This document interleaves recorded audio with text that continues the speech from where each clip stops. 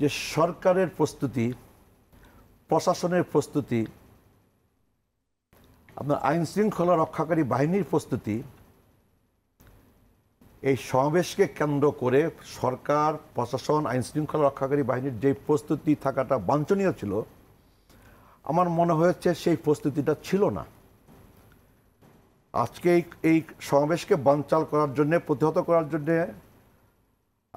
আপনার পতিত আপনার স্বৈর শাসকদের দল, সংগঠন তারা যে প্রস্তুতি গ্রহণ করেছে, যে আক্রমণের প্রস্তুতি, সহিংসতার প্রস্তুতি গ্রহণ করেছে, সেই প্রস্তুতি মোকাবেলা করে, সেই প্রস্তুতি প্রতিহত করে নির্বিঘ্নে এনসিপি তার কর্মসূচি যেন শেষ করে পরবর্তী কর্মসূচিতে যেতে পারে, তার দায়িত্ব কিন্তু আপনার সরকারের, প্রশাসনের, আইন শৃঙ্খলা রক্ষাকারী বাহিনীর, এবং সরকার, প্রশাসন, আইন শৃঙ্খলা রক্ষাকারী বাহিনী সে দায় এড়াতে পারে না। যেহেতু ঘোষণা দিয়েই যাওয়া, এটা তারা পদযাত্রা করছেন বিভিন্ন জেলায়, সেখান থেকে 16 তারিখে তারা ওখানে যাবেন, এটাও ঘোষণা দেয়া, এবং বিভিন্ন গণমাধ্যম থেকে শুরু করে আপনার সামাজিক যোগাযোগ মাধ্যমে আমরা দেখছিলাম যে একটা থ্রেট আছে।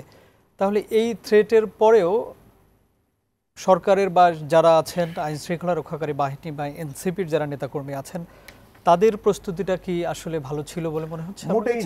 মোটেই না।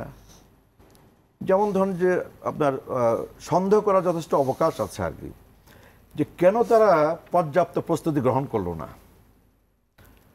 আইন শৃঙ্খলা রক্ষাকারী বাহিনী কেন আপনার যথাসময়ে তারা আপনার তড়িৎ ব্যবস্থায় আপনার গেল না? এনসিপির কি এই সময় এই রিস্কটা নেওয়ার উচিত হয়েছে বলে আপনি কি মনে করেন? এনসিপি তো আপনার এনসিপির এই কর্মসূচিতে এনসিপি আপনার গোপালগঞ্জের প্রশাসনকে জানিয়েছে, গোপালগঞ্জের আইন শৃঙ্খলা রক্ষাকারী বাহিনীকে জানিয়েছে, আমার ধারণা গোপালগঞ্জে দায়িত্ব পালনরত সেনাবাহিনীকেও অবহিত করেছে। বাট আমার সন্দেহ হচ্ছে যে এই পরিস্থিতি তাহলে কেন তৈরি হলো? সরকার কেন নির্বিকার ছিল? প্রশাসন কেন আপনার নির্বিকার ছিল?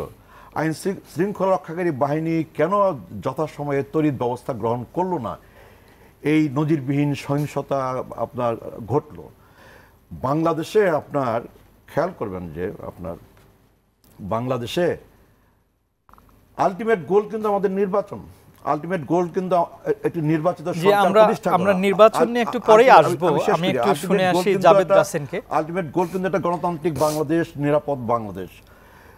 তাহলে আমাদের সন্দেহ হচ্ছে যে বাংলাদেশে আপনার কোনো মহল, সরকারের ভেতরে এবং সরকারের বাইরে কোনো মহল, আমরা এই বিষয়টা নিয়ে কথা বলবো। বাংলাদেশে আপনার একটি নির্বাচন জাভেদ রাসেনকে শুনে আসতে চাই, অনুষ্ঠিত হোক।